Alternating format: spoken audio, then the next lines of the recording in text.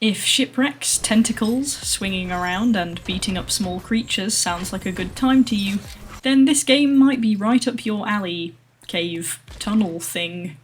Grimhook is a platformer and combat game made in Unreal Engine by Unlimited Fries, a group of around 27 people, 18 of which were artists, which when I saw made me expect a pretty strong visual performance from this game. I'm going to discuss the platforming and mechanics first, the combat and mechanics second, the story, and then the visuals and audio. You start the game barehanded on a beach, and the first tool you have to find is an anchor, hook kind of thing. I did try and run away without picking this up, because it's behind you so it could be easy to miss, but the game doesn't let you continue without it. The first bits of the controls the game doesn't explain, being WASD to move and space to jump. I don't think that's any detriment, since anyone who's played a game before will probably default to that anyway without thinking. You trundle along and fall down a hole into a cave, where you pick up a gem with a talking skull inside that starts giving you powers. I'll elaborate on that casual detail when I talk about the story. This enters a tutorial segment. It focuses on most of the platforming stuff first, giving you a double jump with space, then teaching you can tentacle launch yourself off floors to boost upward. You shoot off in the angled direction of the ground you aim at, so if the floor is flat, you go up.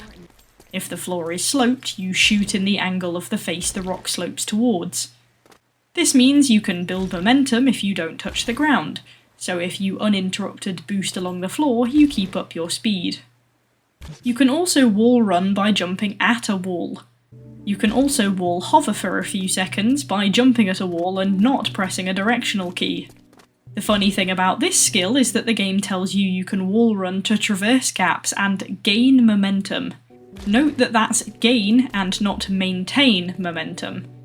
However, I found a setting that turns on a speed meter on a second run, and I found out that the reason you gain momentum during the wall run is because initial contact with the wall actually nerfs the speed that you've gathered.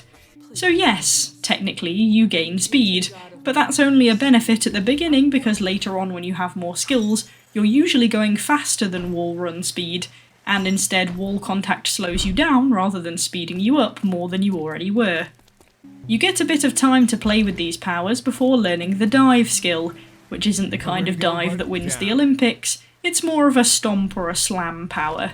I'll tell you right now that this occasion is the only occasion you'll need the dive skill for platforming, unless you're doing a desperate Hail Mary to avoid overshooting a platform.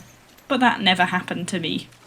You then get the grapple skill, where you can hook onto lamp cages to propel forward.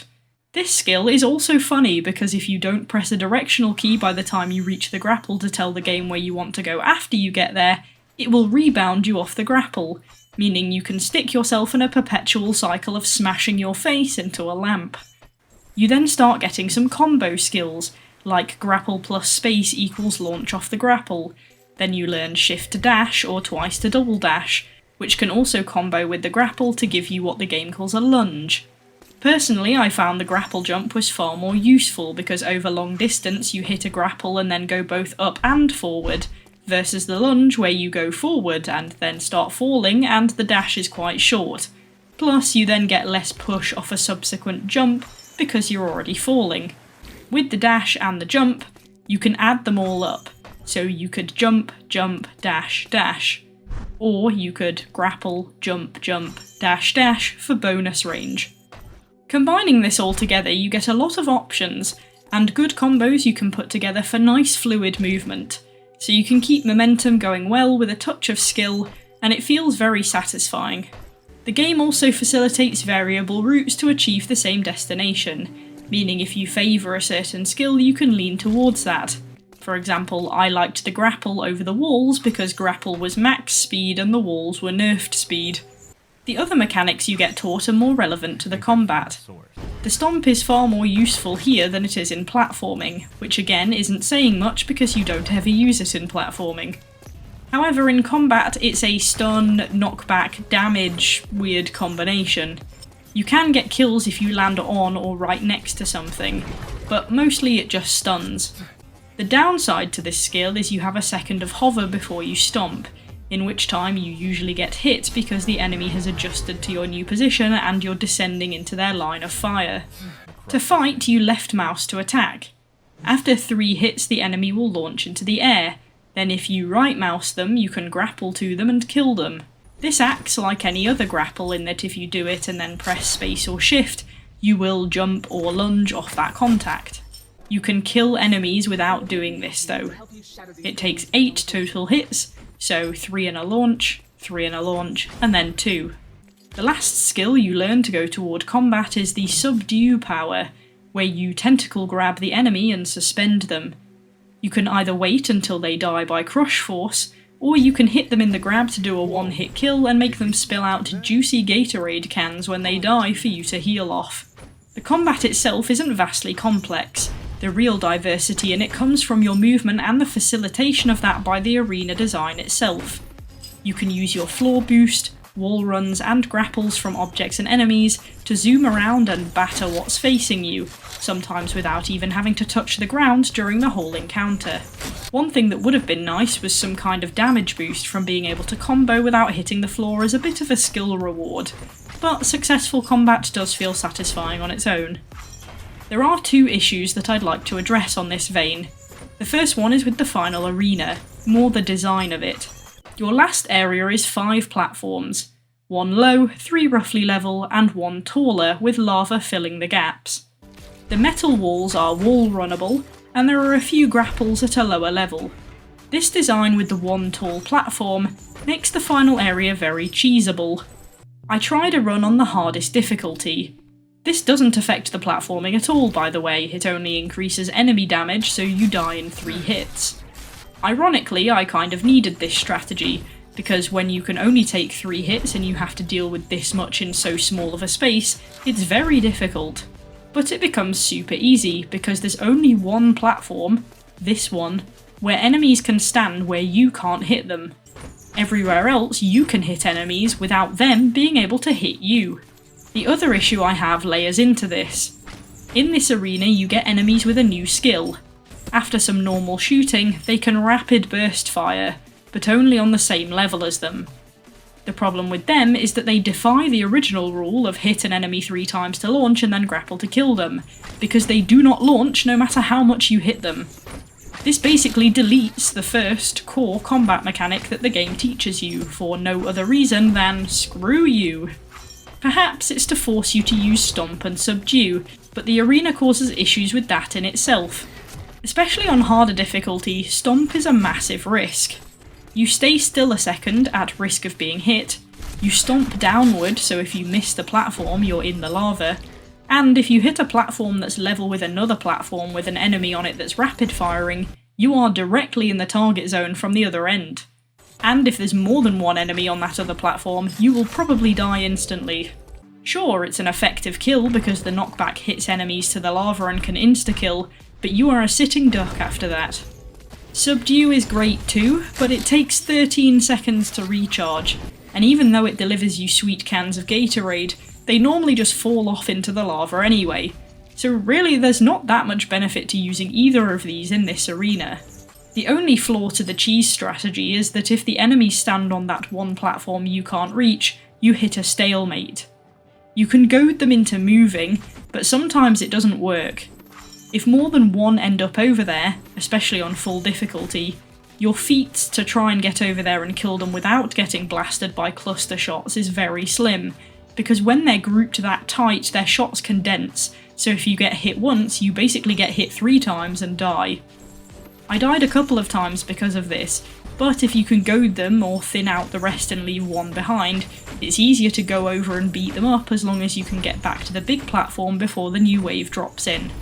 Basically, this space looks to be trying to encourage 2 things: constant, fast movement and maintaining airtime.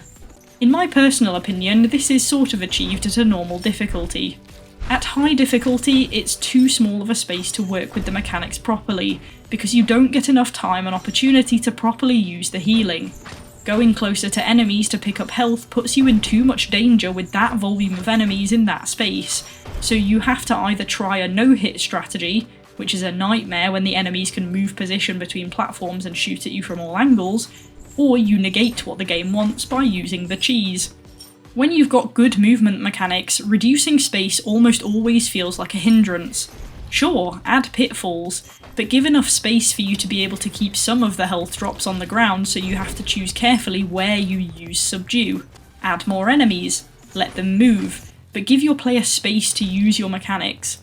Make them move closer to attack and dive out for cover rather than hemming them into the danger zone constantly. Let them use your mechanics strategically. The second area is the best area for this kind of thing. Use different levels vertically, but make all of them accessible. Despite those points, the combat is satisfying and has nice variation for the most part though. The only other mechanic related thing I'll touch on is that they've done a good job of countering abuse of them. When I first learned about the boost, I tried to cheese my way back up into the original path, or see if I could get to other areas too early. They've countered this well. There was one area I reached that I didn't think I should have been able to, but it turned out it was just a connection to the path I was going to end up on anyway following the proper route. So, no harm in the end. Story-wise, this game is a bit of a half-eaten fruit, though I have a feeling that's the intention. This seems to be a demo since it's quite short, so there are a lot of open ends. You are a guy that's trying to get to the island you end up on, but you arrive pretty hard into some rocks, so you take your anchor hook for company and try to find the city. No. The island has a seawall around it, presumably to stop the seawater getting in, but who knows. Going in, your character notices everyone's gone, indicating a lot of time has probably passed since they were last here. After the fall, you gain a gem with the skull-talking spirit of the island's founder in it, who wants a vessel to get her power back. Her power is your power that you use to get around, and as you go through the tutorial, you basically get a lore tutorial about how she made you and needs a host to unlock her true power potential. Why is she a skull? How did she get in a gem? Why are her powers tentacles? Is making tattoos glow part of her power set? These questions will not be answered in this game. You find her vessel, but then it breaks, so instead you tape her to your hook and that becomes a bit of a vessel instead. The implication seems to be that the city is in its current state because the seawater is corrosive, but that is a hell of a lot of corrosion unless it's acid water or it's been a century. And also, did everyone leave because of the sea or because of the collapsing? Or did they not leave and are dead? Who knows? The enemies you fight are golems, or at least that's what the game calls them, but they make metal and whirring noises like robots, and they look like robots, and they shoot sparks like robots when they die. So if they are robots, which they basically read as, that doesn't make a lot of sense. And to be honest, it doesn't make a lot of sense if they're golems either. Where did they come from? Were they already here? The theme is very sailory, and I would say piratey, but outside of the gem, skull and tentacles, there's not much piratical evidence anywhere. There are crates, tarps, minecarts, scaffolding, pipes and stuff. It looks like cargo ships, but those aren't inherently piratey. Your character is tattered with a good tan, so this setup basically looks like Moana if they ran a freighter service and the ocean was an acid bath. The golem robots just don't feel conducive to the theme for me. Like, if someone else invaded and let the seawater in, did they bring the robots with them? Robots are notoriously bad around water. They're electric, so why would you do that if you planned to flood somewhere? Okay, they're golems, not robots.